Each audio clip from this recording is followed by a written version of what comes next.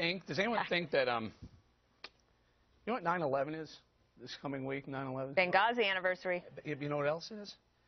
Bashar al-Assad's birthday. So if you're going to go, Good, Bob, I guess. birthday present. Yeah, if you're going to do it, I guess that would be the day. Light it up. Well, how could you? I mean, literally, what I said about the Congress. Let me say the same to you. How can you morally justify your position on this? How can you look at this and know we've got a treaty obligation? Here's the thing. And see this you thing. can't morally justify attacking, killing people, killing innocent people, and putting Americans How do you know at risk we're going to kill without people? knowing exactly what's going on the ground in Syria, Bob. You can't. I think we know a lot. I think we know a lot more what's going on the ground than what happened? What about the video yesterday that surfaced of the rebels who were supposed to be helping executing executing prisoners? Listen, there's 12. I said yesterday, there's 1,200 gangs running around over there. The people who were the biggest opposition. No, wait a minute. But that's who's in now, Bob, because there was a hesitation on the pedal, and he didn't do it when he should have. Oh, actually, they created 1,200 of them in the last 2 weeks. How can I have a moral? How can you not see the moral obligation to go kill people? The moral obligation we have is to not let as I said, every despot in the world have chemical weapons and feel free to use them without having to pay a price for Can I take it one step further? Are we going to go do that in North Korea because they have chemical weapons and the ability to deliver them? If they use them, yes. Well, okay. Well, is it only chemical weapons? How about biological weapons? How about interning hundreds of thousands of people, holding them against their will? How about any of those human rights? You mentioned yesterday, the chemical weapons treaty. Does it include biological? How about enriched uranium? But it doesn't include a lot of those countries that we are going to attack. It doesn't what? Does it? I don't think Syria is Syria part of that. I don't believe it is. I do not believe it is. Look, I mean, that's a good answer right there. Yeah, but we've said this before. It's the reverse domino theory. If you feel that way, if you actually feel that way, then go after those other countries.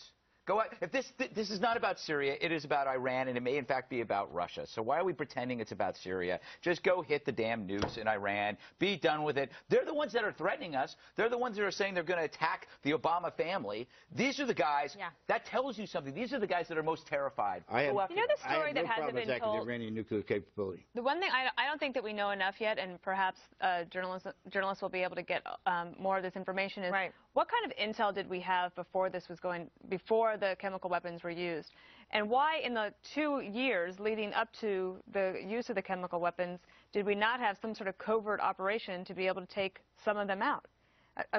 I think that the American people are paying for some really good men and women who are working hard in the intel community, but how did we miss this? Well, we don't know if we did or we didn't. I mean, my guess is it's pretty difficult to do a covert operation to take out all of his chemical weapons. He's got a lot of them. But do you ever think what President Obama would be like trying to throw a surprise party?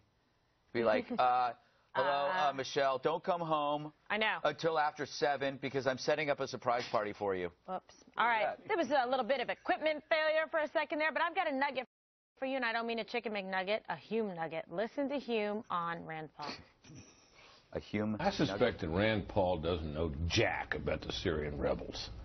I'm not sure that any of us knows enough about them. John McCain, who's been over there at least, thinks he knows them. And he says they're not a bad lot. At least that's the testimony of someone who's been there. Bolling? This is your moment. All right, okay. So what Britt said was he suspects Rand Paul doesn't know jack about the Syrian rebels. That could be true, but I will also tell you that there's a good chance John McCain, even though he's been there, doesn't know jack about him, as evidenced by him taking pictures and photographs with some rebels who he thought were good guys who ended up being kidnappers, alleged kidnappers and whatnot. So clearly we don't know exactly who everyone is over there, and that's my point. It's not don't ever go there. It's don't go there now. It's not our war. If it becomes our war, maybe not now. These 1,200 gangs, it's like the Bloods and the Crips. I mean, so kill them. We know the largest, most organized opposition, and that's the Free Syrian Army, and that's who John McCain was talking to.